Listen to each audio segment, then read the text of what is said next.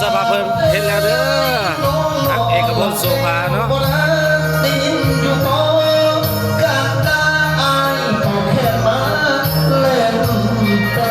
ทางเอก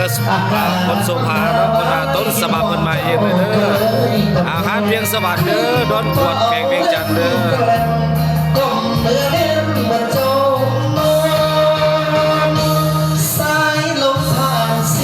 เอาต้นสภาเพิ่นมาเด้อ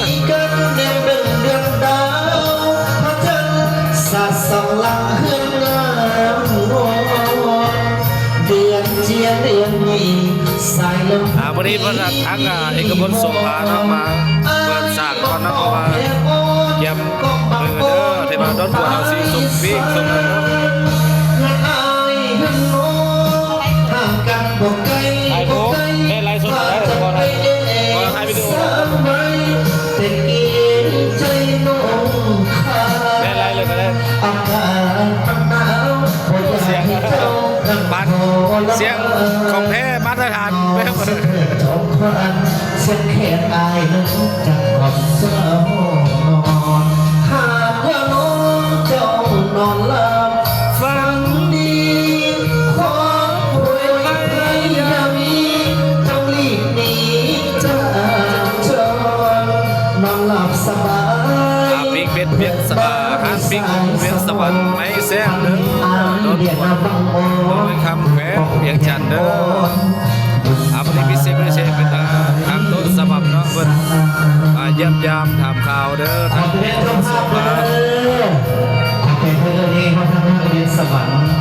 ทางขายซื้อขายข้าวปีกเสื้อขอเป็นลูกพี่ได้น้องแขกเส้นบุญโอ้ยพยายามมัดแม่โลกขอให้สุขให้มันให้ร่ำให้รวยฝากคนนั้นพิมพ์ต้นสมับกองเพชรกองเสามอบให้เงินอายเงินน้องหากกันบอกไกลบอกไกลว่าจะไปเอวสาวไหมแต่เองใจน้อง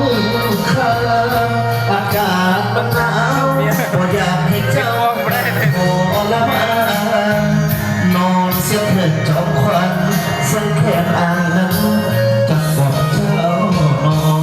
หากว่าน้องเจ้านอนหลับพิเศษทั้งเอกพลโสภาได้มาเยี่ยมยามอาเวียงสวัสดิ์เด้อได้มาเปลี่ยนแปลงเป็นอาเวียงสวัสดิ์ปิงเพื่อนน้าไม่สายสมอน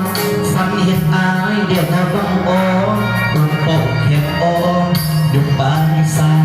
ฟันเห็นอายเดียดนาบังอ่อนตุ่มปกเห็นอ่อนอยู่ปานสายขอใจให้สายน้องสายลาด้วยความรู้เด้อผักส่วนพึ่งอรุณขนส่งซีแขนภาคใต้ไปแล้วไหมนี่บาโบเนาะน้องสายหลักของเวียงสวรรค์เด้อโดยว่าของเวียงนาเจ้าเนาะต้องพ่อประกบเสื้อขอจะได้เจ้าภาพเด้อฝากมาเพียงมาบอกให้ขอบใจของหลังเวียงสวรรค์มาเอา